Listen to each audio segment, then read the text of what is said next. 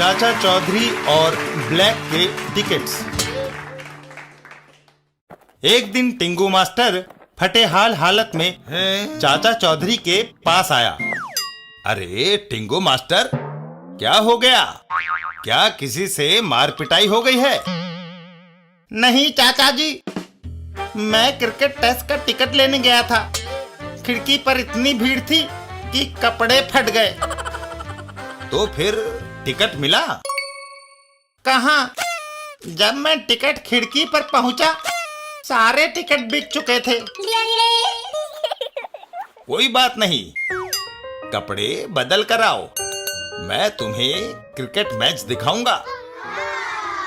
Tingu master फटाफट अपने कपड़े बदल कर आता है। लेकिन चाचा जी, क्रिकेट टेस्ट देखेंगे कैसे?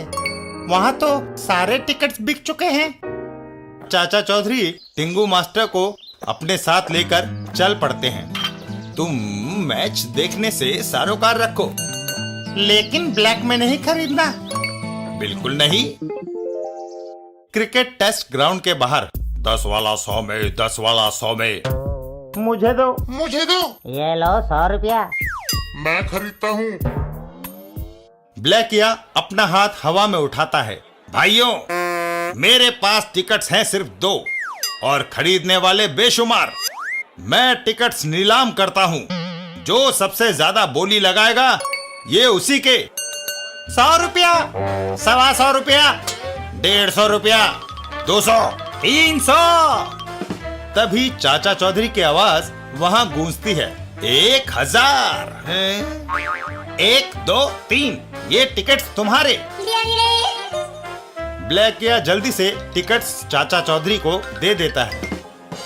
ये लो टिकट्स, और ये रही 10-10 के 100 नोटों की गड्डियां।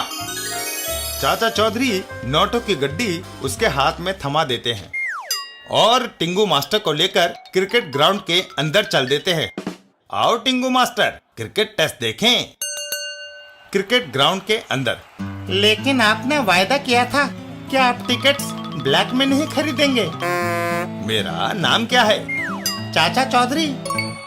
तो बस, मैं कभी कोई चीज ब्लैक में नहीं खरीदता। मैच देखो।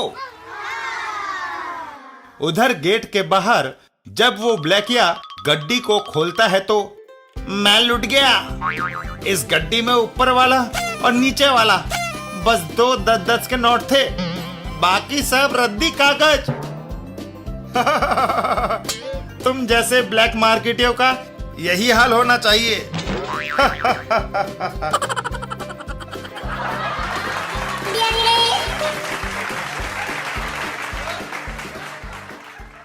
चाचा चौधरी बरसात में।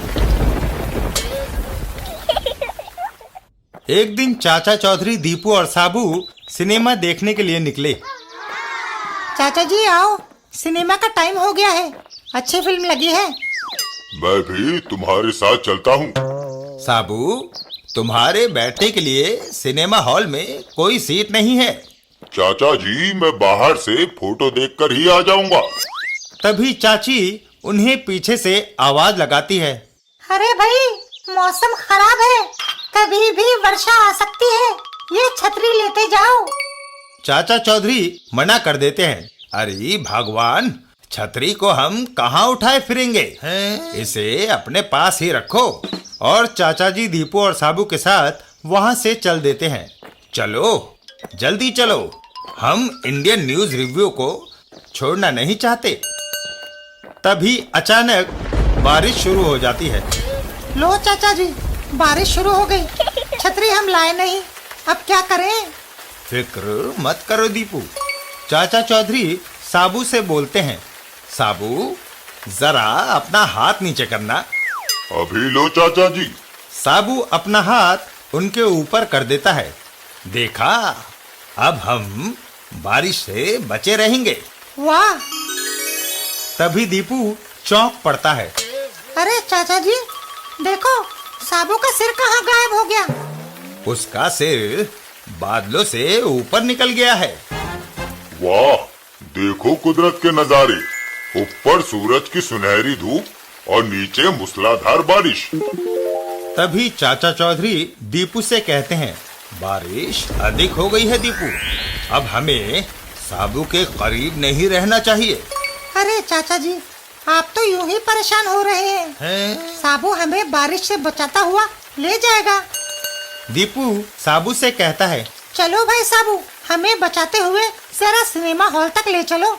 अच्छी बात है। साबू आगे आगे चल देता है और दीपू और चाचा चौधरी उसके हाथ के नीचे चल देते हैं। आप मेरे हाथ के नीचे नीचे चलो। वाह, मजा आ गया। तभी कीचड़ में साबू का पैर फिसलता है। ओह! दीपू बचो, पर दोनों बच नहीं पाते और साबू के नीचे दब जाते हैं। बाप रे, बाप रे, हम साबू के नीचे दब गए। मैंने तुम्हें कहा था ना कि अब साबू के करीब खड़ा होना मुनासिब नहीं। अरे भाई साबू, उठो, हम दब गए हैं। साबू उठकर खड़ा हो जाता है। ओह, मेरा कंधा। हाय, मेरी कमर। सिनेमा को गोली मारो। जल्दी से अब घर चलकर चाची से चूना लगवाते हैं। हाय चाचा जी।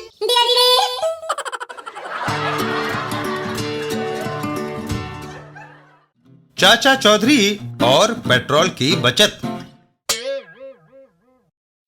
एक दिन सड़क पर, खूबचंद, अरे गबाब, तुम्हारी कार कहाँ गई? मैंने कार बेचकर साइकिल खरीद ली है। पेट्रोल इतना महंगा है कि उसे खरीदने के लिए कपड़े बिक जाते हैं। मगर गबाब, तुम कार का खर्चा कैसे बर्दाश्त करते हो? मेरी कार बिना पेट्रोल के चलती है। वह कैसे? मेरी कार इस हुक से चलती है। मैं चौराहे पर खड़ा होकर दूसरी गाड़ियों को देखता हूँ। मुझे जिस दिशा में जाना होता है उस तरफ जाने वाली गाड़ी का इंतजार करता हूँ। ट्रैफिक के ये मार्गदर्शक तीर मुझे सही गाड़ी चुनने में मदद करते हैं। तभी वहाँ एक ट्रक आकर रुकता है। ज्यों ही कोई गाड़ी लाल बत्ती पर आकर रुकती है, मैं दौड़कर यह हुक उसमें अड़ा देता हूँ। ऐसे, और हरी बत्ती होने पर जब ये वैन चलेगी तो रस्सी से बंधी मेरी कार अपने आप इसके पीछे चलेगी। वह ट्रक आगे चल देता है और साथ में गबाब की कार भी। कमाल है। बाय। इधर खूबचंद, मेरी ईमानदारी किस काम की जो मैं साइकिल के पैडल मारता मर जाऊं, जबकि बेईमान गबाब दूसरों के पेट्रोल पर सैर सपाटा करता है। इधर गबाब, वाह, वैन की रफ्तार तेज होती जा रही है।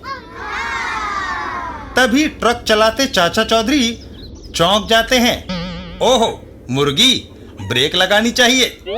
चाचा चौधरी ब्रेक लगाते हैं और गबाब की कार ट्रक से टकरा जाती है। ओह, मेरी कार।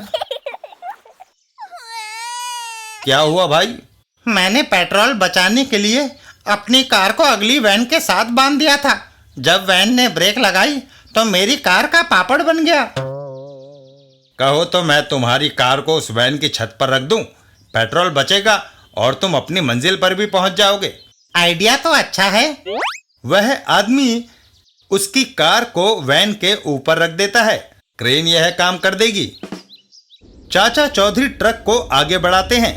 मुर्गी बच गई, अब आगे चलना चाहिए। छत के ऊपर गबाब, सफर करने की यह तरकीब तो पहले से भी अच्छी है। इसमें मेरी कार के टायर भी नहीं घिसेंगे। थोड़ा आगे जाने पर नीचा पुल।